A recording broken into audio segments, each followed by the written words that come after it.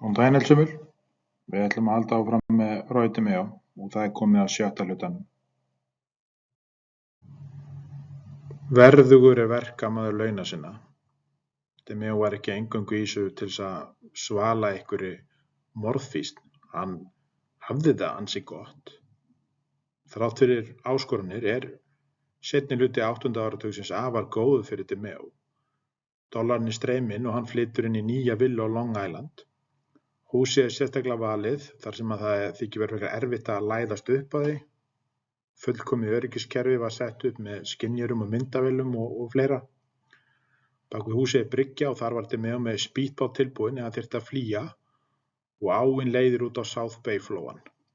Inn í veggjunum hafði DeMeo látið setja upp leyniólf þar sem hann geymdi peninga, fölsuð skilríki og vopn. Þetta var svona, hvað maður að segja, hann þyrfti að yfirgefa húsnæðið skyndilega. En einnig var hann líka að gera ráð fyrir því ef er ekki árás á húsið, þá geti hann opnað þessi leyniólf og náð sér í árásarrifla, skotild vesti og meira þess að handspringur. Í gegnum árin hélt DeMeo reglulega æfingar með syni sínum hvað skyldi gera ef ráðist væri á húsið. Hann aðeins 10 ára gamall var Albert DeMeo sonur Roys orðinn ágætlega fær á skotum og samkvæmt pabba sínum verið barist til seinasta blóðdropa ef þörf er á. Árið 1977 og Gemini-hópurinn heldur áfram að slípast saman. Þetta er eins og vel smurð vél, þrátt fyrir einstaka bakslag, þá vita allir sitt hlutverk og róa í sömu átt. Meira að segja Joseph Guglielmo, Dracula frændi, er ekki eins einskisnýtur og margir telja. Til að byrja með var Guglielmo eins og hálfgert lukkudýr hópsins.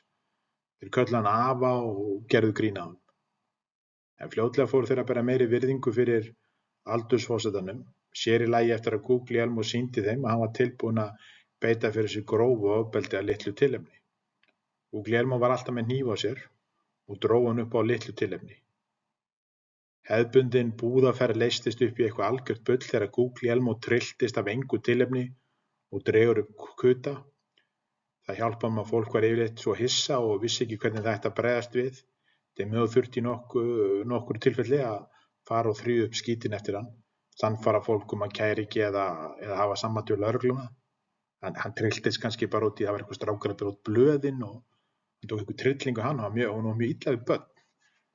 Og átti til að, og unglinga átti til að fannst þeim svona ef þeir sýndu honum ekki virðingu þá trylltist hann og hann var eins og segja, hann var alltaf með hníf og reif hann upp bara í röði, hann var að fara í bíó, þá dró hann upp hníf eða inn í kjötbúðinni dró hann upp hníf, hann var að kaupa sér mjólk og það endaði með einhverju svona rugli.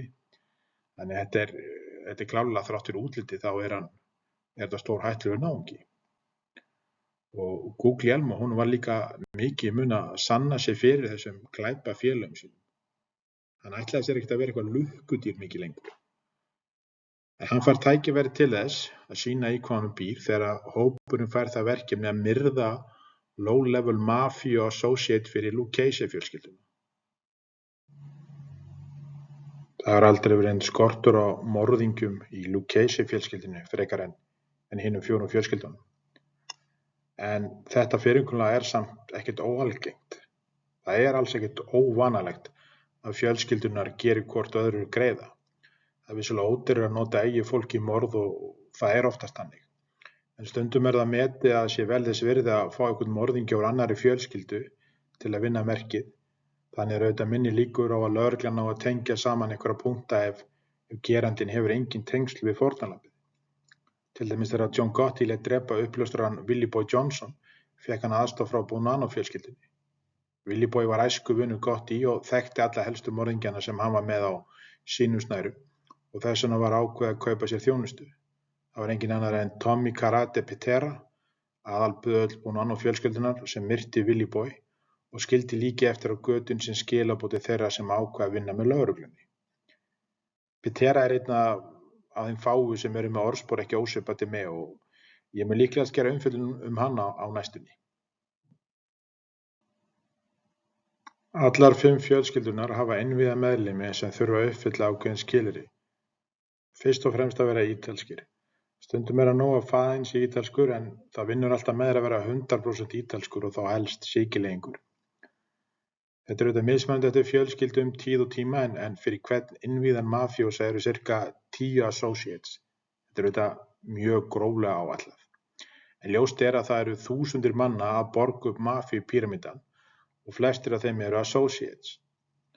Þrátt fyrir ákveðna takmarkanir þá eru sögulega mörg dæmi valda mikla associata úr öllum fjölskyldunum.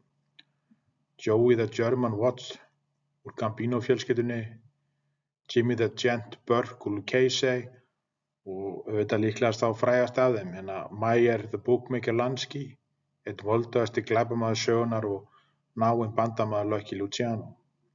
Þessi þrír og margir aðrir höfðu gríðarlega mikla vigt í undirheimunum. Associatar sem skipa sérstakan sess í sögu skipulagðra glæpa. En svo erum við með aðra, eins og ég segi, þetta eru þúsundir sem er hægt að kalla associate. Og Lucchese associateinn Michael Mickey Muscles DiCarlo var ekki einn af þessum öflugu associates.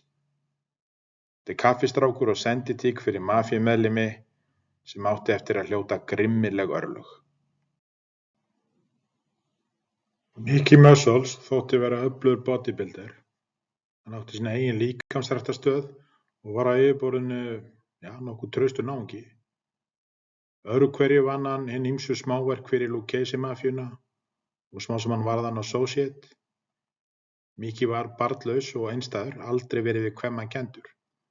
Líkamsræktarstöðin hans var full af ungum táningsstrákum sem margir hverjir áttu í engin hús að vernda. Götubörn eru berskjölduð, vændi, mansal, afbrot, fíkniefni, ofbeldi af hálfu glæpagengja og jafnvel lögreglu ógnar mörgum þeirra. Eins og ömurlegt og það þá er ekkert óalgengt að þessi börn og ungmenni hverfi sporlaust, sérstaklega á þessum tíma. Smá saman kemur það í ljós að Mickey var að tæla óhörðnu ungmenni til að svala óeðlilegum kenndum sínum. Mickey var sem sagt barnaníðingur og misnotaði unga stráka og tældi ungmenni. Hann var hluti af barnaníðsring og ekki nóg með að hann misnotaði sjálfur börn, þá pimpaði hann þau út til annarra meðlima og fékk greitt fyrir. Lögregluskýrsla frá árinu 1972 sýnir að Mickey hafi verið rannsakaður vegna hvarf nokkurra táningsstráka, þannig ljóst að glæpir hans áttu sér stað yfir langt tímabil. Svona gengur þetta fyrir sig árum saman.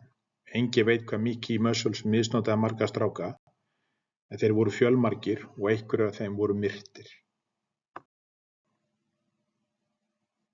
Þessi glæra, ég hef nú sýnt ykkur hana áður held ég. Þetta er myndinni Staten Island, sem skítsæmileg mynd, en mér finnst þetta vera mjög athyglisverðar línur. They lend an order to a disorder.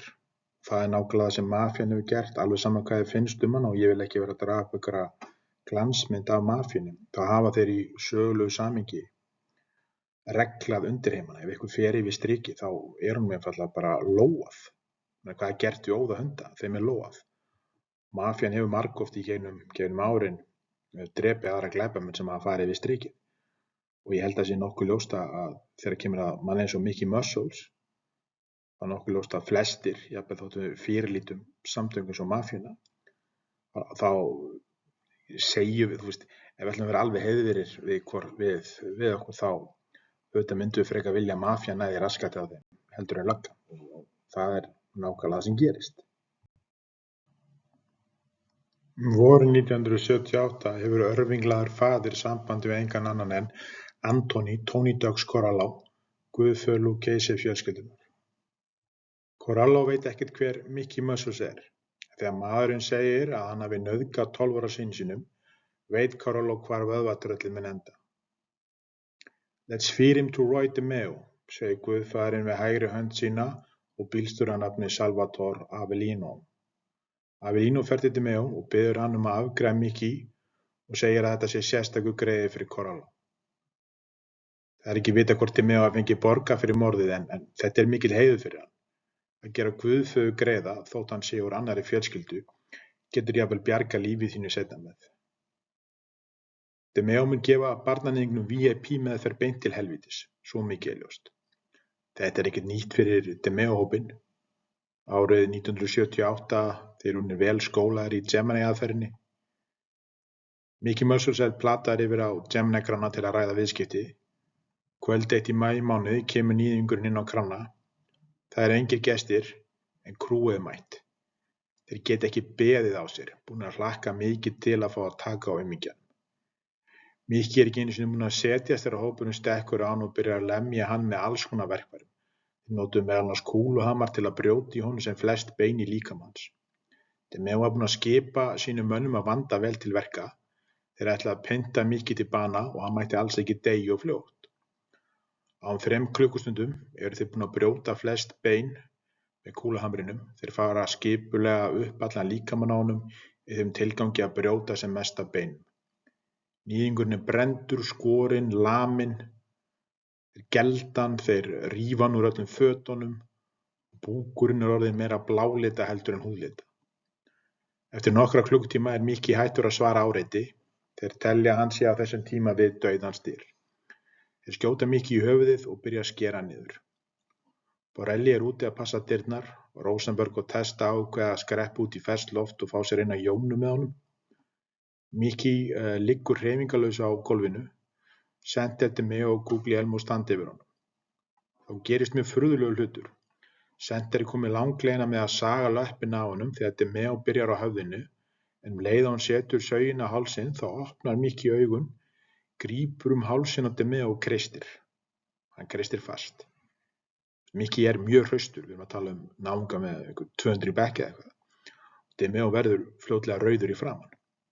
Center öskrar á Guglielmo og gerir eitthvað meðan hann sjálfur leitar að hamrinum. Guglielmo horfir eitthvað í kringu sig og grípur það sem hendi næst, kústskaft, og treður því harkalega upp í endaþarminn á Mickey. Furðulegt en áhrifamikið. Guglielmo ýtir svo kraftalega skaftinu upp í raskæti á Mickey að halda mætti að hann hafi verið að reyna að reka hann í gegn eins og stjakseta. Mickey sleppir strax DeMeo og skrækir upp á sársauka. Aðeins 2 sekúndum seinna er Center komið með kúluhamarinn í höndina og lemur ítrykkað í höfuðið á Mickey þar til heilinn byrjar að leka út. Níðingurinn er dauður. Þeir horfa allir hvorn á annan, DeMeo, Center og Guglielmo. Þar til DeMeo rífur þögnina og segir við Guglielmo: Hvernig datt þér í hug að tróða kústskaftinu upp í raskatið á hann? Svo byrja þeir að hlæja óstjórnlega. Á þessum tímapunkti er gamli kallinn Guglielmo búinn að sanna sig endanlega fyrir DeMeo, búinn að sanna það að hann sé álíka sjúkur og restin af genginu. Hann er ekki lengur eitthvað lukkutröll sem allir gera grín að. Corolla er ánægður. Foreldrar piltsins sem leitu upprunalega til hans eru boðað á fund þar sem þeim er tilkynnt að níðingurinn hafi hlotið skelfilegan dauðdaga. Eins og atriðu guðföðurnum fara þau bæði niður á hné og kissa höndina á Corolla. Ekkert ósvipað og gert í návist páfans. Árum seinna þegar Montiglio bar vitni lýsir hann því hvernig DeMeo og Guglielmo fóru ítarlega yfir atburðarásina í kringum dauða Mickey Muscles. Samkvæmt Montiglio var allt krúið á djamminu nokkrum dögum eftir morðið og hann hitti þá á Gemini-krónunni. Menn eru að monta sig á morðinu og sérstaklega Guglielmo, sem var yfir sig ánægður með að hafa náð að sjokkera hina í hópnum. Gemli gamli lét eins og hann hafi unnið verðlaun fyrir frækna frammistöðu eða eitthvað álíka, flissa eins og smástelpa þegar hann lýsti kvöldinu. Í Víetnam hafði Montiglio upplifað ýmislegt en þarna voru honum öllum lokið. Montiglio barðist af krafti fyrir sitt land í fjarlægum heimshluta, en þetta var eitthvað annað, eitthvað úrkynjað og illt. Montiglio og Borelli voru alltaf góðir félagar og það fýkur í Montiglio þegar Rosenberg og tvíburarnir fara að gera grín að Borelli. Borelli nefnilega treysti sér aldrei til þess að taka þátt í því að búta niður lík. Þetta var ekkert óvanalegt. Reglulega fékk Borelli að heyra það og hann svo sem svaraði alltaf ágætlega fyrir sig. Hann var skýtta en ekki slátrari og aðeins DeMeo sjálfa með fleiri morð á samviskunni. Það er óneitanlega spes að maður eins og Borelli sé ásakaður um að vera aumingi. Við erum að tala einstaklingi sem framdi fyrsta morði 14 ára gamall og er einn af 80.000 mönnum í New York. Enda var þetta bara típist ball-busting tal, ekkert alvarlegt svo sem. En það er hins vegar Montiglio en ekki Borelli sem fær þarna nóg. Hann stendur upp, hellir sér yfir Rosenberg og tvíburana, segir að svona tal sé sjúkt og fleiri þeim dúr. Eðlilega breytist andrúmsloftið og það verður þrúgandi. Rosenberg og tvíburarnir stara illilega á Montiglio sem starir tilbaka. Undir þessum kringumstæðum getur allt gerst. Við erum að tala útúrkólaða alfahunda og fjöldamorðingja. Það er ekki eins og Montiglio geti ekki séð sig sjálfur, þrautþjálfara besta her í heimi og gat drepið mann á ótal vegu. En hann er ekki skotheldur. Hver sem getur laðist að Montiglio og sendi eina 22 beinustu leið inn í heilabúið. Öll þjálfun í heiminum gerir því ekki ónæman fyrir byssukúlum. Það var samt enginn drepinn þetta kvöld í Gemini-kránni, en Montiglio leið aldrei vel eftir þetta atvik. Hann vissi vel að Rosenberg var slægur sem höggormur og myndi ekki hika við að drepa sig ef tækifæri gefst. Hann hefur minni áhyggjur af tvíburunum. Borelli er náinn þeim og getur auðveldlega að tala þá til. En auðvitað getur að samanskapi Rosenberg gert það. Hann geti auðveldlega snúið tvíburunum og plata þá í að gera eitthvað við Montiglio. Þannig hættan er vissulega til staðar, en á meðan Montiglio er þarna í umboði Nino Gacci er hann óhultur eða minnst að kosti óhultur á yfirborðinu. Það er ekki eins og DeMeo að hópurinn hafi ekki gert klikkari hluti heldur en að drepa frænda mafíukafteins. Það var pottet verið einhverjar þreifingar bak við tjöldin í þessu samhengi, bara alveg 100%. Montiglio veit alveg hvernig Rosenberg er. Hann er pottet búinn að reyna að sannfæra DeMeo að leyfa sér að drepa hann.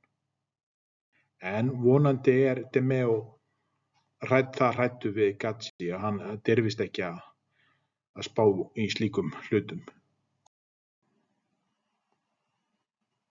Það getur tekið á að fara fyrir hóp eins og þeim sem DeMeo fór fyrir. Einstaklingar í þessum bransa eru langt frá því að vera heilbrigðir og þeim fylgja alltaf áskoranir.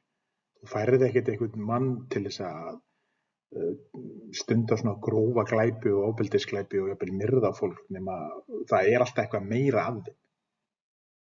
Alveg eins og með Danny Grillo.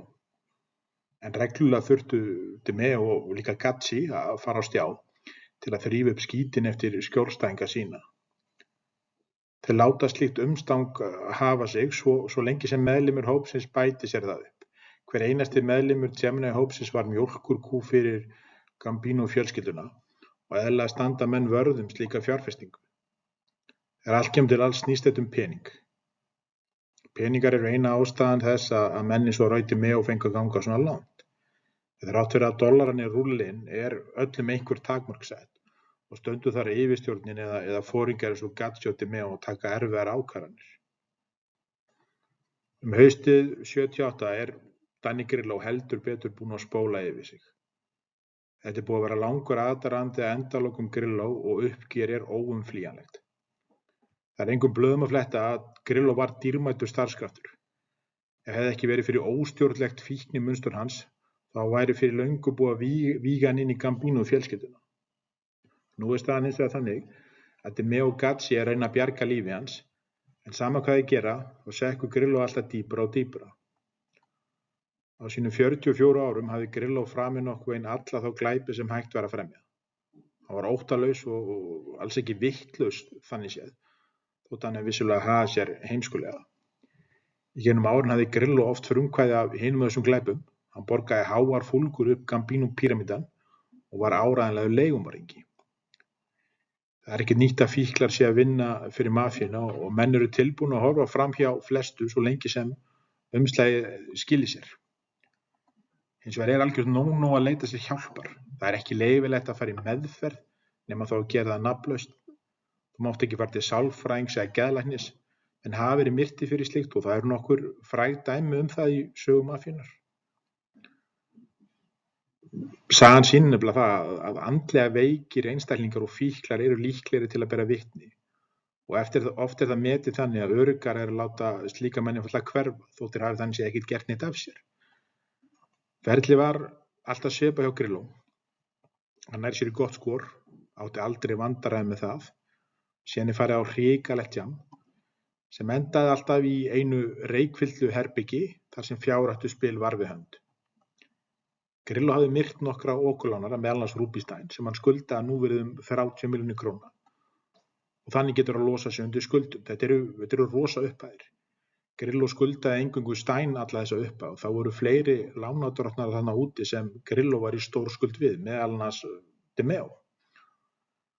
Staðan orðin sú að okurlánarar þeir neita flestir að lána Grillo af því þeir vita vel hverjum hann var tengdur. Ef hann borgar ekki, sem ansi líklegt, geta þeir ekki meitt hann og það sem meira þá er Grillo líklegur til þess að drepa lánveitendur frekar en að borga þeim. Á þessum tíma var mafían á fullu í ólöglegum spilavítum. Þau leigðu húsnæði út allan bæ, mestmegnis í Brooklyn og Queens og þar sem sett voru upp ólögleg spilavíti. Eftir langa kókaíntúra endaði Grillo oft inn á svona spilavítum þar sem hann auðvitað tapaði öllum peningunum sínum og rúmlega það. Menn gátu nefnilega fengið lána frá spilavítinu og þannig tapa peningi sem þeir áttu ekki til. Í tilfelli Grillo erum við að tala um 10 milljóna á núvirði og það jafnvel bara á einu kvöldi eða svo. Þessi mafíu spilavíti eru kölluð Litla Vegas. Allar 5 fjölskyldunar settu upp slík spilavíti. Gacci, DeMeo og Rosenberg fjárfestu fyrir $1 milljón í nokkrum slíkum spilavítum og græddu mikið. Húsið vinnur jú alltaf. Það þykir vera töff að spila í slíkum spilavítum og það ekkert óalgengt að hinir og þessi selebar stundi í slíka staði. Þetta ennþá í gangi í dag. Það eru ótal spilavíti í flestum stórborgum Bandaríkjanna og Cosa Nostra á stóran hluta af þeim markaði. Við erum að tala um gríðarlegar fjárhæðir og mafían hefur í sögulegu samhengi alltaf grætt mikið á ólöglegu og reyndar líka löglegu fjárhættuspili. Þótt mafían hefur ekki lengur mikil ítök í stóru spilavítunum í Las Vegas, þá eiga þeir ennþá stóran hluta af iðnaði sem veltir eitthvað í kringum $100 milljörðum á hverju ári. Á góðum degi var Grillo ágætisfélagi, vinur vina sinna, en í þessum ham hann beinlínis hættulegur. Eftir að tapa stórfé í spilavíti þeirra Gacci, DeMeo og Rosenberg, platar hann Montiglio til að henda nokkrum skuldaviðurkenningum. Ef upp hefði komist þegar þeir báðir líklegastir í myrtir. Bara það eitt að biðja vins svona greiða svívirðilegt. Þú ert að biðja eitt besta vinnin að setja sig í lífshættu svo þú getur veðjað meira. Þetta auðvitað klassískt fíkla hegðunarmunstur. Að láta þessar skuldaviðurkenningar hverfa breytti auðvitað engu. Grillo veðjaði bara meira og meira fyrir vikið og tapaði auðvitað bara meira og meira. Það eitt fyrir Grillo og skuldaspilavítum tengt Gambino fjölskyldunni. DeMeo leyfði oft mönnum að vinna af sér slíkar skuldir. En það sem Grillo gerir að hann tapar stórfé í spilavítum sem aðrar fjölskyldur eiga í hlut. Slíkt lítur illa út fyrir Gacci og auðvitað DeMeo. DeMeo bannar Grillo að gambla meira en veit að hann mun ekkert fara eftir því þannig hann biður restina af hópnum að fylgjast með honum. Kvöld eitt La Frosia að reyna að halda aftur af Grillo en ekkert gengur og Grillo tapar $100,000 í spilavíti tengt Genovese fjölskyldunni. Ekki nóg með það þá þrætir Grillo fyrir skuldina og vill meina að La Frosia sjálfur hafi tapað peningnum en ekki hann. Þarna fær DeMeo nóg, kallar Grillo á fund með sér og Gacci kemur líka. Þeir hella sér yfir Grillo, reyna að taka svona töff lof á hann og segja að þetta hættir ekki þá munu þeir myrðan. Þeir borgu upp þessa skuld en segja að þetta verði í seinasta skipti. Einhverju hefur nú þarna reynt að taka sig á en ekki Grillo. Þessi viku seinna hann búinn að tapa $50,000 í öðru spilavíti. Á sama tíma reynir Grillo að plata Jimmy Coonan til að lána sér pening og það sem verra að hann segir að DeMeo sjálfur muni ábyrgjast lánið. Hann hefur ekkert leyfi til þess að koma með þetta er ekki satt sko. En Coonan hann segir nei og Grillo reynir að láta drepa hann en Coonan fattar að sé vera leiðin í gildru og stingur af. Þeir ætla að hittast í einhverju bílastæði, ætla að berja einhvern verkalýðsmann og Coonan fattar bara að þetta bara eitthvað þvæla þannig skuldar Grillo Coonan pening og hann bara veit alveg að Grillo ætli bara að drepa sig. Og í kjölfarið fer Vestis af stað. Vestis ætlar að finna Grillo og þeir ætla bara að drepa hann. Featherstone hann plantar sig fyrir utan Gemini Lounge dögum saman með það markmið að myrða Grillo. Þetta eldfimt ástand. Coonan veit ekki hvort DeMeo sjálfur sé að drepa sig og Þess vegna segir hann nýju ítölsku bandamönnum sínum ekkert frá atburðarásinni. Að lokum reynir Grillo að fremja sjálfsmorð. Monteglio kemur í heimsókn fyrir algjöra tilviljun. Dinglar en enginn svarar. Hann heyrir hins vegar vélarhljóð úr bílskútum og sér í gegnum gluggana að Grillo situr bara rétt svo með rænu inn í bíl með vélina í gangi.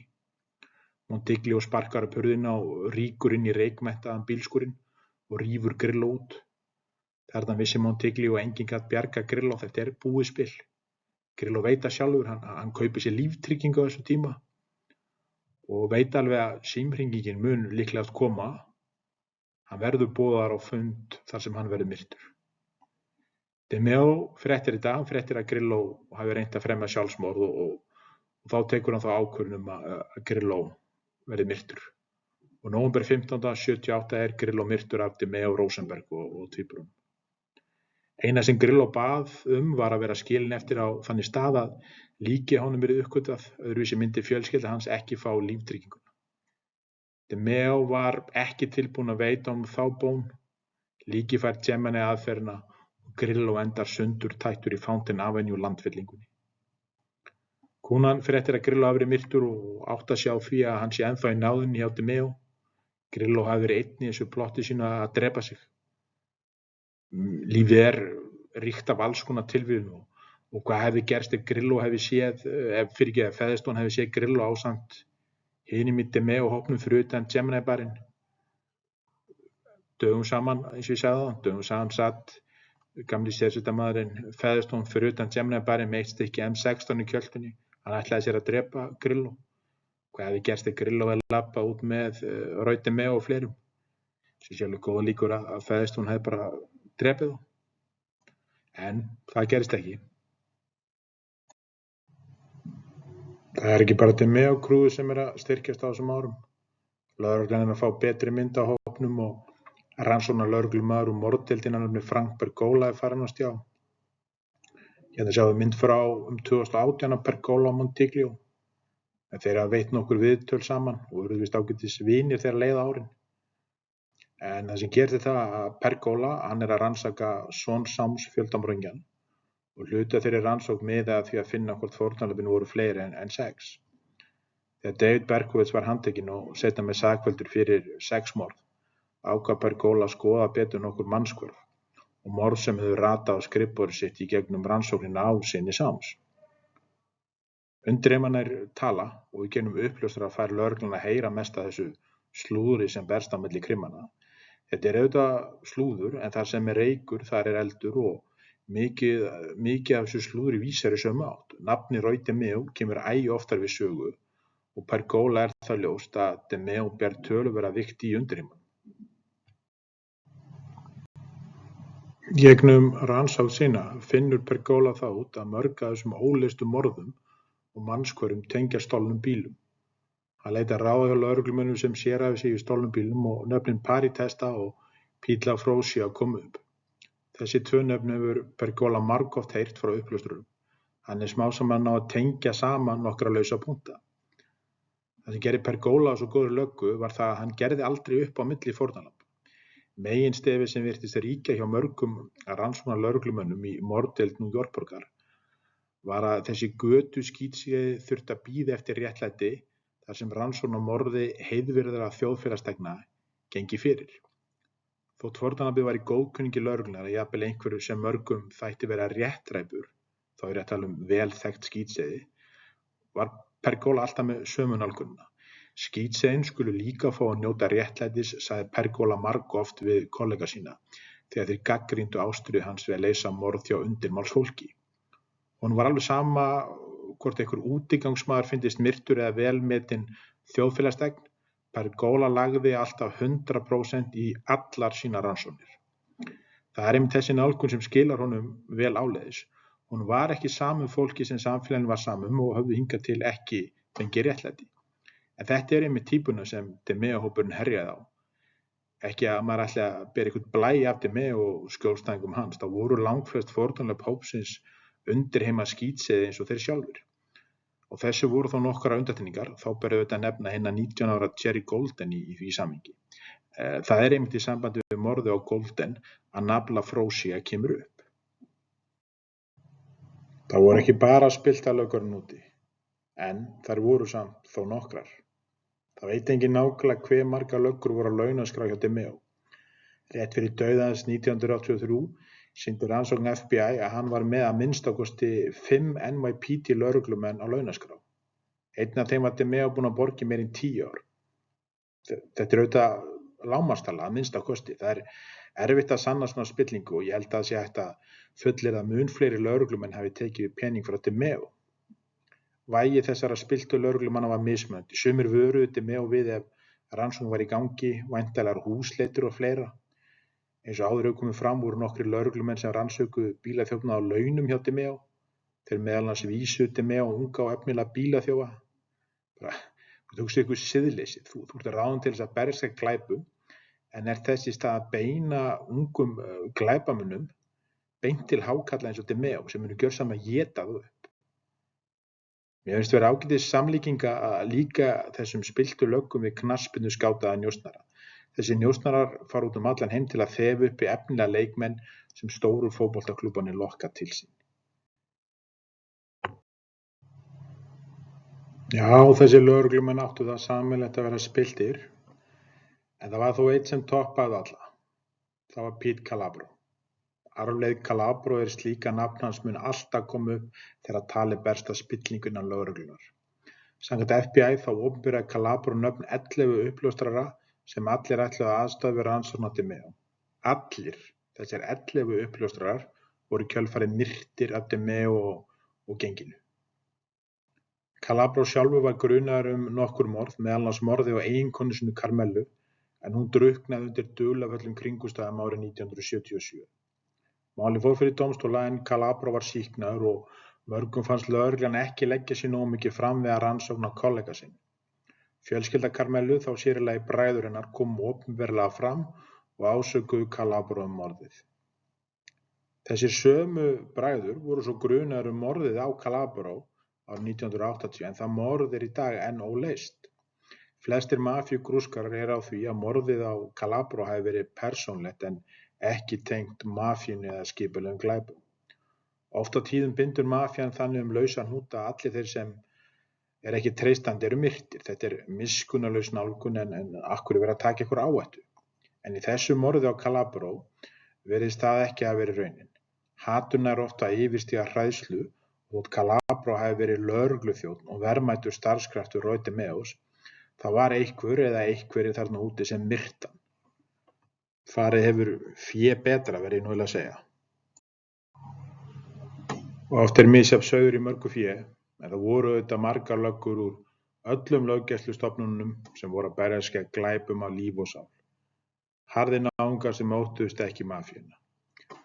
Það hafa alltaf verið og munu alltaf vera löggur sem standa sína plikt alveg saman þótt þær fái eðlilegt svigrúm eða ekki til þess að vinna vinnuna sína. Lögreglumaðurinn eiturharði Kenneth McCabe, sem hérna á vinstri hönd á myndinni, vann á þessum árum beint undir dómsmálaráðuneytinu og hafði meiri úrræði heldur borgarlögguna sem þurfti að vinna undir miklum niðurskurði. Hann settur í hóp með alríkisfulltrúa að nafni Anthony Nelson í að rannsaka mafíuna og fljótlega DeMeo hópurinn komið í sigti hjá þeim. Þeir elta meðlimi hópsins, taka myndir og reyna að átta sig á því hver stjórnar og hvernig goggunarröðunin. McCabe var mjög áberandi og ekki maður sem fellur inn í umhverfið. Hérna hann einmitt á myndinni, hann gnæfir yfir Paul Castellano sem var sjálfur nokkuð hávaxinn. Ekki nóg með stærðina, þá var McCabe harður í horn að taka. Rólegur að eðlisfari, en þegar hann missti sig þá var voðinn vís. McCabe var lögga af líf og sál sem hataði mafíósa. Sérstaklega hataði meðlimi Vestis. Í eitt skipti var McCabe næstu búinn að drepa Vestis-meðliminn Jimmy McElroy í miðri yfirheyrslu. Jimmy Mac var númer 3 í Vestis og eftir Conan og Featherstone. Miskunnarlaus glæpamaður með fjöldamörg mannslíf á samviskunni. Í eitt sinn var McCabe að vinna með Coffey þegar handtóku Jimmy Mac. Handtakan gekk illa og Jimmy Mac streittist vægast sagt gegn handtöku. Jimmy Mac var gamall boxari og slagsmál hundur af guðsnáð, þannig að þetta var töluverð áskorun að koma honum í járn. Þegar Jimmy Mack heldur áfram að rífa kjaft í yfirheyrsluherberginu lemur McCabe það fast í borðið að það klofnar. Svo grípur hinn risavaxni Íri hálsinn á Jimmy Mack og lyftir honum upp í lausu lofti. Coffey og aðrir lögreglumenn ná að rífa McCabe af Jimmy Mack en vestísmeðlimurinn missir meðvitund í dágóða stund. Sem sagt, það ekki allar löggur falar eða hræddar við menn eins og Jimmy Mack eða jafnvel Roy DeMeo. Eins og ég hef talað áður að þá var DeMeo hópurinn, þetta nokkuð stór hópur. En það við með hennar einstakjarna og svo við menn sem kannski eru fyrir utan og haldið svona mestu leyti fyrir utan ofbeldið. En þetta breytist náttúrulega og menn sem kannski fyrir örfáum árum síðan voru nær eingöngu að vinna við bara í kringum verkstæðin eða stela bílum og öðru slíku, þeir eru farin að fá annað hlutverk í hópnum, farin að taka beina þátt í grófum ofbeldisverkum og jafnvel morðum. Og undir lok 8. áratugarins Fred DeNome farin að taka meiri þátt í glæpastarfseminni. Hingað til hafði hann eingöngu unnið á verkstæðum og auðvitað átt náttúrulega stóli bílum og svona, það hann svona specialty. En DeNome hann sýnir þeim að hann vel til þess fallinn að fremja ofbeldisverk og það engin skortur á þeim í þessum félagsskap. Það ákveðið stöðugt að vera með bílstjóra og sem glæpaforingi ákveðið DeMeo að þurfi einn slíkan og hver betur til þess heldur en atvinnubílstjórinn og kappastursetjan DeNome.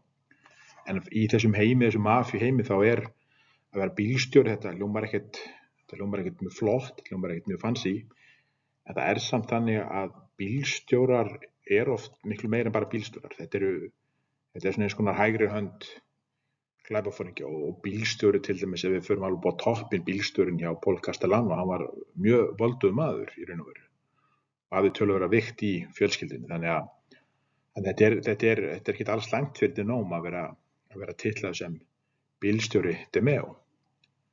En til þess að vera bílstjóri þá þarf DeMeo að fara í makeover. Þannig að DeMeo lætur laga tennurnar á honum, fataskápurinn uppfærður og DeNome gert að ljóst að hann þarf að hafa ákveðið persónulegt hreinlæti.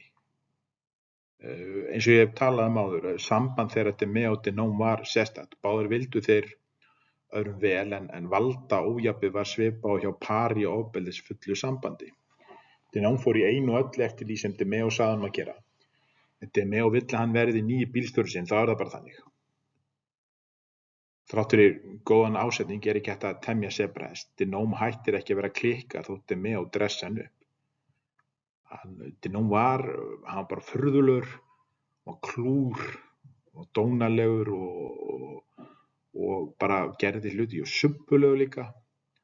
En DeMeo svona, hann að reyna aðeins að manna hann upp. Og eitt af þessum skiptum sem DeNome að keyra DeMeo, að keyra hann inn á hérna Gemini Lounge, verður hann var við að McCabe og Nelson, þeir eru í bíl fyrir utan að taka myndir af kráninu og þeir eru að gera þannig að þeir vilja að láta það sjá sig. Það líka ákveðin taktík að reyna að hræða þá. Og líka eins og ég sagði áður þá McCabe, hann fellur nú ekki beint í fjöldan og í þetta skipti vildi hann klára að láta sjást. En DeNome, hann ríkur út á kránni, öskrandi og æpandi, bendir á bílinn sem McCabe og Nelson sitja í og kallar þá öllum illum nöfnum. DeNome hérna náttúrulega lúmst að reyna að ógna þeim og kannski vonast eftir að þeir keyri í burtu með skotti á milli lappana en McCabe lætur þetta ekki slás út af laginu. Hann var ekki lengi að pakka DeNome saman með lítilli áreynslu. Þannig McCabe skrúar niður rúðuna og segir: "Komdu hérna nær og segðu þetta við mig, litli skítur", með háum rómi. Þessi viðbrögð slá DeNome út af laginu. Hann ekkert vanur að heyra löggu tala svona. Hann verður furðulegur á svipinu og ríkur aftur inn í krana. Stuttu seinna kemur DeMeo sjálfur út og labbar upp á bílnum brosandi. DeMeo búinn að gefa sínum mönnum skýr fyrirmæli að ybba aldrei gogg við lögregluna. Hann veit alveg að það ekkert líklegt til árangurs að pirra þá eitthvað. Þannig DeMeo hann kemur, hann með svona, eins og maður heyrt talað good cop, bad cop, good mafioso, Bad Mafioso, hann þarna góði glæpamaðurinn og biður þá afsökunar á hegðun Denome og segir hann sé andlega veikur og ráði ekki vissi og eitthvað svona. Að Gabe segir einfaldlega við Denome við DeMeo segir að Denome verði næst bara handtekinn og svona ógnandi hegðun ekkert liðin. DeMeo segir bara já, allt í lagi, ég lofa að tala við hann en bara, þú veist, hvað ég eiginlega segja ykkur? What can I tell you? Freddy's nuts. Þetta var eitthvað sem DeMeo notaði oft þegar hann var að þrífa upp skítinn eftir Denome. Sagði bara what can I tell you? Freddy's nuts og það var alveg rétt. Og þeir fara nú eitthvað að spjalla hana á svona rólegum nótum. Að það var oft alveg ákveðin virðing á milli glæpamanna og lögreglumanna. Þetta var ekkert alltaf eitthvað persónlegt. Og meira að segja í dag eru sumir af þessum glæpamönnum, þeir eru saman í podcasti með mönnunum sem voru eltað á árum saman og svona, þannig að þetta var eins og segja, þetta var ekkert alltaf mikið hatur þarna. Og DeMeo, hann bara að tala við það ágætisnótum og hann segir þeim einmitt sögu af Denome þegar Denome að keppa og lendir í hörðum árekstri í rallikeppni. Og þessu gerist ofta kviknar í bílnum og Denome í svona hlífðarfatnaði, eins og þið sjáu oft áhættuleikari verið í, það þetta sem sagt, þú getur hellt bensín yfir áhættuleikarinn og kveikt í honum en hann hefur einhverja sekúndur áður en hann brennur. Það er ekkert það sem gerist að við hann árekstur þá kveiknar í bílnum og Denome segir fer upp úr flagginu og er sjálfur alelda og þeir byrja að slökkva eldinn á honum og þá allt í einu sér DeMeo hann í áhorfendunum, þannig hann hleypur bara frá þeim og hann logar að þá og hann bara eitthvað hæ Roy, eitthvað hann að chatta við hann og voða ánægður og menn eru þeir að reyna að slökkva í honum, elta hann uppi og slökkva í honum, þannig að já, þetta var kolklikkaður gaur og þeir hlæja að þessum að keipa og eitthvað svona en þetta svona endar á ágætisnótum og DeMeo lofar að hann ætlar að skamma Denome sem hann eflaust gerði. Það var ákveðið högg fyrir DeMeo að þurfa að drepa Grillo. Þrátt fyrir allt saman voru þeir ágætisvinir og DeMeo var búinn að eyða milljónum í að þrífa upp skítinn eftir hann. Það hefði DeMeo aldrei gert fyrir einhvern low-level starfsmann á plani. Jafnvel ef við tökum alla tilfinningar til hliðar, þá var Grillo bæði þjófur og morðingi. Horfum aðeins ískalt á endalok Grillos. Það má líkja þeim við að þegar eigandi kapphlaupahesta þarf að lóga inn með sínum bestu fákum. Grillo skilur eftir stórt skarð í hópnum en það kemur auðvitað maður í mannstað. Árið 76 bætist við hópinn járnsmiður að nafni Edward Fast Eddie Rendini. Rendini var sannkallað 1000 þjalasmiður, maður sem allt lék í höndunum á. Gennum tíðin hafði DeMeo smíðað þokkalega hljóðdeyfi en þeir sem Rendini gerði voru nánast fullkomnir. Þetta voru alveg á par við það sem herinn notaði. Ef þú notar subsonic hljóðfæri heyrist næstum ekkert í hljóðdeyfum hans. Maður seinna bætist Ronald Justica við hópinn. Sonur hans Ronald Justica Jr. hefur komist í fréttirnar undanfarið fyrir stórfelld skattsvik og svindltengt bílaviðskiptum. Sjaldan fellur eplið langt frá eikinni, eins og þau segja. Justica eldri var bílasali og seldi mikið á notuðum stolnum bílum og margir af þeim fóru úr landi. Á sama tíma var Ronald Pitbull Turekian tekinn inn, öflugur bílaþjófur og braskari. Allir þessi menn höfðu áður unnið með DeMeo-hópnum en á þessum tíma urðu þeir formlega hluti af hópnum eða associates undir DeMeo og máttu helst ekkert vinna með öðrum gengjum nema þá með leyfi DeMeo. Þessar myndir hérna eru teknar af lögreglunni í leyniaðgerð. Ég veit ekkert hver er hvað en þetta eru víst þeir og fleiri meðlimir DeMeo-hópsins. Richard, yngri bróðir Freddy Denomes, að sama skapi nær eingöngu að vinna með DeMeo-hópnum á þessum tíma. Richard var eins og Freddy ekkert sérstaklega vel gefinn nema þegar að koma að bílum. Rétt eins og með bróður sem þá vissi Richard Denome allt bíla.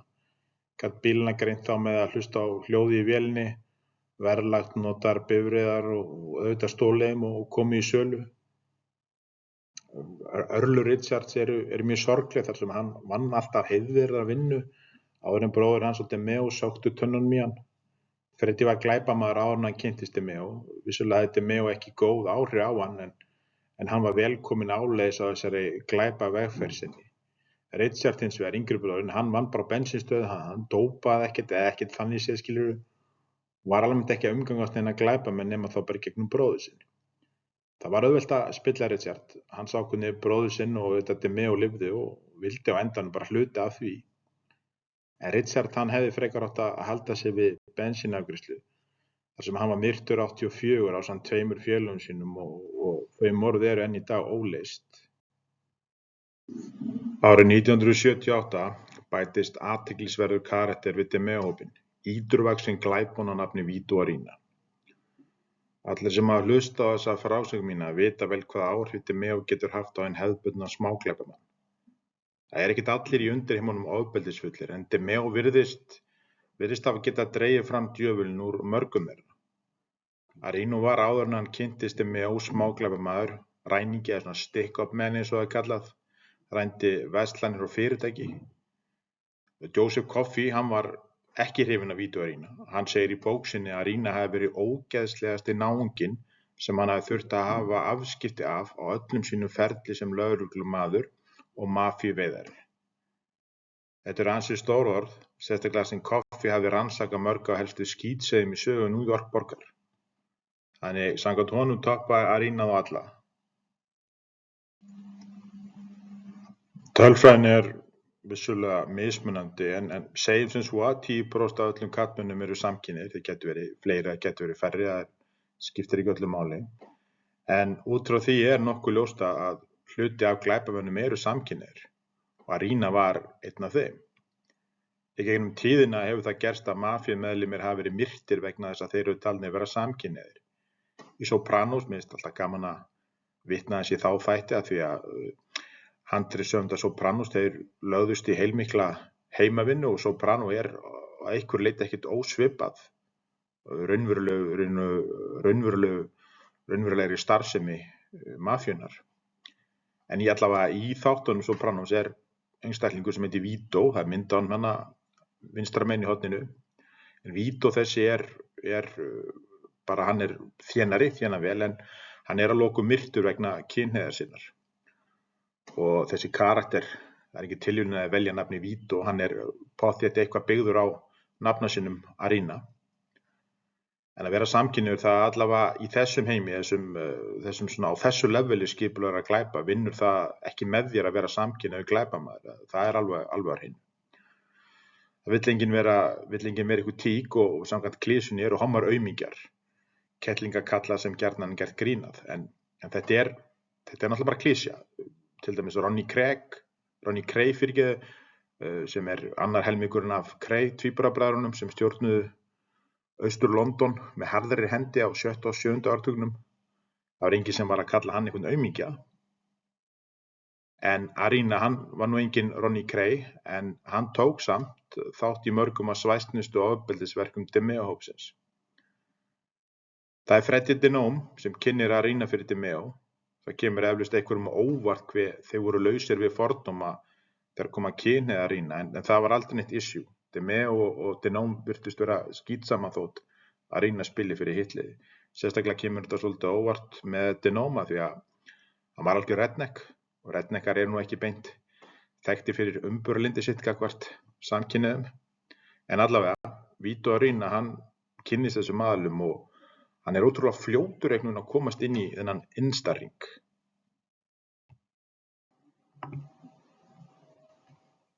Þótt Arena lagði stund á smáglæpi var ekkert smátt við hann. Hann var hávaxinn og hrottalega feitur. Fólk var auðvitað ekki eins feitt á þessum árum og það er í dag, en á 8. áratugnum var heldur betur tekið eftir Arena hvert sem hann fór. Labbaði hann á einhvern veitingastað og sneri fólk höfðinu við og horfði á hann. Hann var það sem er kallað morbidly obese. Arena ólst upp á munaðleysingjarheili þar sem hann var beittur miklu harðræði. Barsmíðar og kynferðislegt ofbeldi voru nær daglegt brauð. Eins og svo margir munaðleysingar strýkur Arena af hælinu við fyrsta tækifæri og býr á götunni aðeins 12 ára gamall. Að vera alinn upp á flækingi milli fósturheimila og stofnana verður til þess að Arena nær aldrei að mynda tilfinningatengsl við nokkra manneskju. Þegar Arena endar á götunni eru allar fyrirmyndir hans dólgar, fíklar og aðrir glæpamenn. Fljótlega lærir Arena að sjá fyrir sér með vopnuðum ránum. Hann vekur athygli á sér og byrjar að stela bílum fyrir John Quinn. Þetta er sami Quinn og DeMeo myrðir 77. Að stunda vopnuð rán eða vera svona stick-up menn er ekki líklega til árangurs til langstíma litið. Þetta eru mest sprautufíklar og unglingar sem ræna kjörbúðir eða vínbúðir á slíkan hátt. Sér ekkert mikið að miðaldra mönnum vera að ræna búðir fyrir eitthvað klink. Þetta er tiltölulega hættulegt og það er auðvelt að ná þér. Og þetta vissi Arena og fljótlega kemst hann að því að það er mun betra að ræna smáfyrirtæki og einyrkja, sér í lagi litlar lækna- og tannlæknastofur. Arena stundar það að ræna ala tannlæknastofur og stal þar bæði pening og efnum sem hann seldi á svörtu markaði. Hann var í samskiptum við spilltan tannlækni sem keypti stolnar og rándýrar tannlæknavörur frá honum. Þetta hins vegar kemst allt saman upp og Arena er stungið í fangelsi í nokkur ár. Þegar DeMeo kynnir Arena fyrir DeMeo, hann 78, þá er hann nýlaus úr fangelsi og vill lifa heiðru lífi. Það sem hefur breyst að þetta er Arena, hann hefur aldrei átt neitt, ekki einu sinni fjölskyldu, en hann er þarna á hann kærasta og þeir eru mjög ástfangir. Kærasta hans hét Jolie og var alltaf eins og skugginn hans Arena, elti hann hvert sem hann fór. Lee var algjör andstæða við Arena, lágvaxinn og nettur, bara við erum að tala um einhvern 50 kílóa náunga.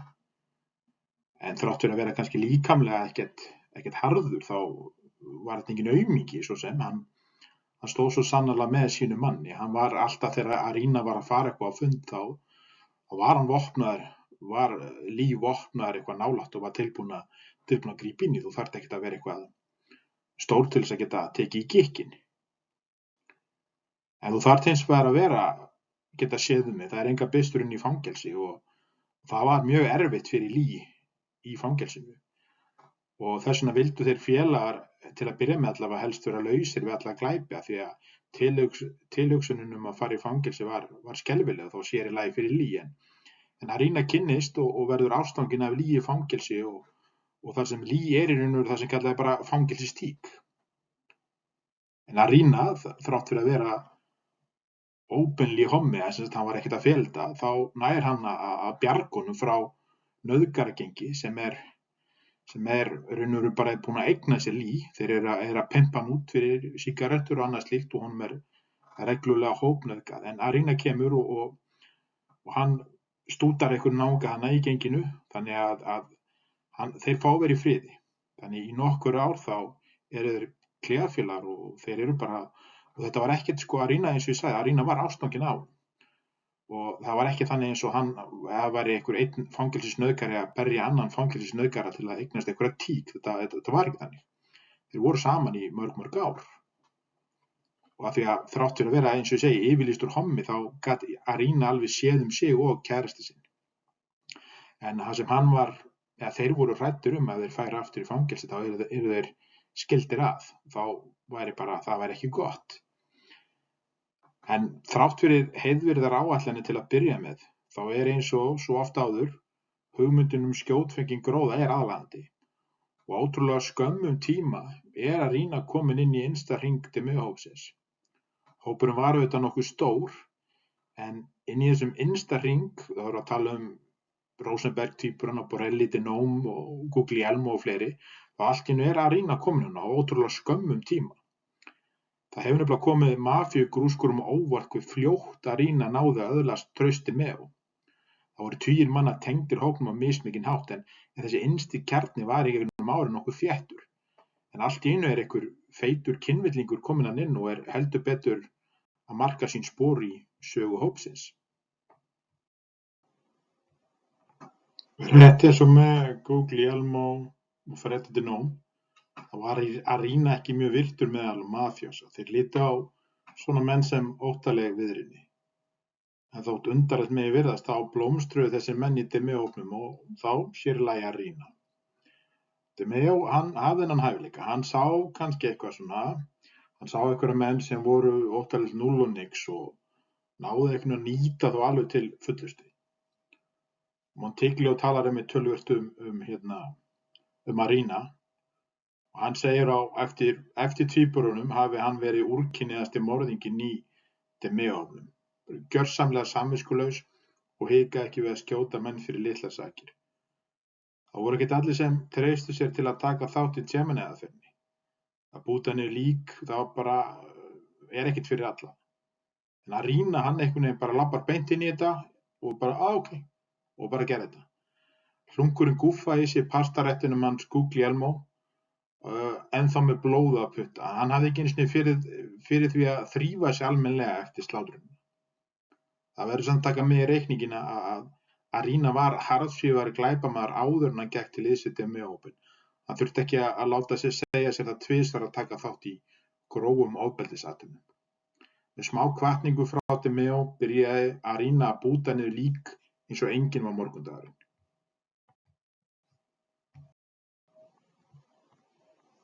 Þótt Arena ætti erfitt með að athafna sig við bílaþjófnað vegna offitu sinnar, stálu hann, Richard Denome og bílaþjófur nafni Joseph Scorni 3 til 4 bíla á hverju kvöldi. Þeir fóru reglulega og þetta var ágætis teymi. Það þarf alltaf einn að vera á verði og þetta er það Arena.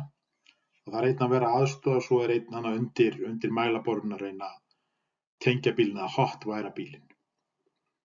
Þeir fengu $1,000 til $1,500 fyrir hvern bíl. Bílarnir fóru flestir í gegnum DeMeo sem seldi það áfram. Margir af þessum bílum fóru til Mið-Austurlanda, sér í lagi Kúveit. Þeir borguðu best og fekk DeMeo í kringum $5,000 að meðaltali fyrir hvern bíl sem hann seldi þeim. Við erum að tala meira 1.000 bíla á hverju ári. Þetta eru gríðarlegir peningar. Sumum finnst þetta vera ótrúlega tölur, en samkvæmt tölfræði frá lögreglunni voru árið 78 rúmlega 130.000 farartækjum stolið bara í New York og 1 milljón í allri Norður-Ameríku. Hópurinn sem DeMeo leiddi var sá stærsti á þessum tíma þegar kom að stolnum bifreiðum og sá stærsti í sögu Bandaríkjanna. Og það reglulega minna sjálfan sig á hversu stórtækur DeMeo var. Það hjálpar manni að skilja af hverju hann komst upp með svona mikið. Allt gengur vel. Þeir eru að græða rosalega pening, þríeykið. Richard Denome, Scorni og Arena. En eins og svo oft áður, þegar við erum að tala um svona stór ego, þá geta komið upp árekstrar.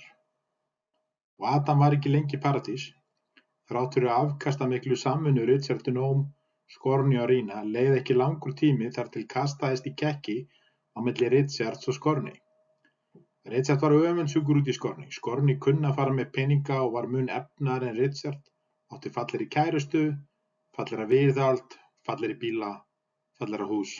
Það var allt bara einhvern miklu betra hjá Scorni. Scorni var fljótari að tengja framhjá og koma bílum í gang. Þess vegna var verklagið þannig að Arena beygði bílnum, Scorni sá vinnuna og Richard aðstoðaði. Scorni var farinn að líta fullstórt á sig og talaði oft félaga sína sem aðstoðamenn í ákveðnum hæðnistón sem fór mikið í taugarnar á Arena og Richard, sér í lagi þeim síðarnefnda. Það kom að haustinu 78 þá eru samskipti á milli Scorni og Richard Denome orðin mjög erfið. Þrátt fyrir að þeir séu rakin seðlum talast þeir varla saman. Scorni virðist vera hrokafyllri með hverjum bíl sem þeir stela. Hann er farinn að skipa félögum sínum fyrir og tala reglulega hve freistandi það væri að fara að vinna sjálfstætt. Bara þetta tal, bara það að gefa þetta í skyn gæti orðið til þess að DeMeo einfaldlega bara myrðir hann. En kvöld eitt í lok septembermánaðar 78 mætir út úr kókaða Scorni inn á verkstæði hans Richard. Hann vill að bifvélavirkjanir hans kíkja á Porschen sinn sem er eitthvað farinn að hökta. Þetta er ekkert óeðlileg beiðni, meðlimir DeMeo-hópsins mæta reglulega á verkstæði með kakkan sína og biðja hinar og þessar lagfæringar. Nýjar túrbínur, gera við smábeyglur eða bara, hvað sem er. Vandamáli er hins vegar hvernig Scorni ber sig að. Hann er dónalegur, æstur. Kókaín dregur sjaldan það besta út úr fólki og framkoma Scorni þetta kvöldi fyrir neðan allar hellur. Það er ekkert nýtt að menn rífast eða fara yfir striki undir svona aðstæðum. Við erum að tala alfa hunda á kókaíntrippi. Slíkt er ávísun á árekstra. Richard þarna bara fyrir löngu búinn að fá leið á Skorni og á þessum punkti bara að leita afsökun fyrir því að drepa hann, bíður eftir rétta tækifærin til þess að klaga í Freddy bróður sinn. Á leiðinni út úr verkstæðinu gargar Skorni svo allir bifvélavirkjarnir heyra Hey Richie boy, if something happens to my Porsche, I will come to your house and cut your son's head off. Þarna á Richard ungt barn heima sem hann er mjög stoltur á, búinn að vera að sýna myndir og Skorni kemur með eitthvað svona sem er bara, hann fer hann gjörsamlega yfir strikið. Þótt hann hafi kannski ekkert meint með þessu, þetta átti að vera eitthvað svona svartur húmor, þá gerur bara ekki svona. Richard, hann er ekki eins ofbeldisfullur og bróður sinn, en hann ákveður þarna að Skorni verða að deyja og það fljótlega. Richard leitar til Arina og segir hún hvert planið er. Það verður að myrða Skorni en Richard er stressaður, morð er ekki hans sérgrein. Richard veit alveg að hann getur farið til stóra bróður síns og láti hann sjá Skorni. En að sama skapi vill hann ekki alltaf vera háður honum. Þetta er vandamál sem hann myndi vilja leysa sjálfur. Og þeir eru eitthvað að ræða hana saman, eru að fá sér bjór saman og segir bara í miðjum klíðum segir Arina við Richard Fuck it, I'll do it. Þráttur að búa yfir hinum ýmsu löstum þá var Arina ekki heimskur. Hann vissi að lykillinn að Demeo væri í gegnum Freddy Dinome. Ef Arina kemur vel fram við Richard þá er bróður hans líklegri en ella að tala máli hans við foringi hópsins. Nokkuð dögum eftir þetta atvik lokkar Arina Skorni til fundar við sig seint kvöld í einu af verkstæðunum sem hópurinn á. Ásamt Arina og Richard er Trekian með í plottinu. Freddy vissi að þessu að þeir ætluðu að fara að drepa hana en passaði sig á því að vera hinum megin í borginni með góða fjarvistarsönnun. Þegar Skorni mætir á svæðið opnaði fyrir honum því næst skýtur Arina Skorni í bakið og kúlan snýr honum akkúrat 180 gráðu við. Skorni horfir á hann eins og hann trúði ekki hvað verið að gerast. Arina hleypur á öðru skoti og Skorni dettur aftur fyrir sig. Til að vera alveg viss setur hann þriðja skoti í höfuðið á Skorni en við það fer líkaminn í grandmal floga ástand. Fórnarlambið titrar eins og hann hafi fengið raflost. Þetta hefur svona kúlan hefur farið í gegnum í heilann og komið af stað eitthvað svona flogi.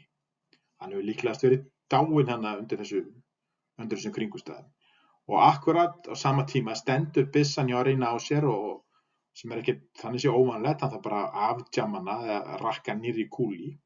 Richard hann eitthvað fer á taugum og hann grípur hana 20 punda sleggju og lemur Skorni í höfuðið. Við erum að tala bara eins og ykkur í teiknimynd þá springur höfuðið á hann. Flogi stoppar og Skorni er auðvitað steindauður. En ég veit ekki, eftir allt saman þá er Richard kannski álíka klikkaður og Freddy bróður sinn. Arina hefur samband við Freddy símleiðis sem þykir nú ekki vera mjög fagmannlegt en nóg það en hann segir honum hvernig gekk. Áætlun Arina virðist vera að ganga upp. Freddy þakkar honum kærlega fyrir að passa svona upp á litla bróður sinn. Freddy segir að setja líkið á Skorni í tunnu og henda tunnunni fram af yfirgefni bryggju við Mastic Beach sem er 100 km austan af New York. Tunna þessi var gröf Skorni alveg þar til líkið fannst 4 árum seinna. En árið 1986 er Vito Arina dæmdur í 18 ára fangelsi fyrir morðið af Joseph Skorni. En við tölum aðeins meira það seinna. Freddy Dinome, hann segir yfirmanni sinni Demeo hvað gerðist og glæpaforinginn hlustar vandlega. Kannski ætti ég að skoða aðeins betur en að Vito Arina, hugsaði Demeo með sér. Það er ekkert sjálfgefið að menn haldi svona kúlinu þegar morður annars vegar. Demeo er heldur betur komið reynslu á svona málum og ætti að kannast við öll mistök sem hægt er að gera á vettvangi. Arina virðist geta hugsað og aðhafst undir pressu. Demeo hefur alltaf pláss fyrir slíka menn. Þá erum við búin í bili, 7. búin og 7. leiðinni. Takk fyrir mig.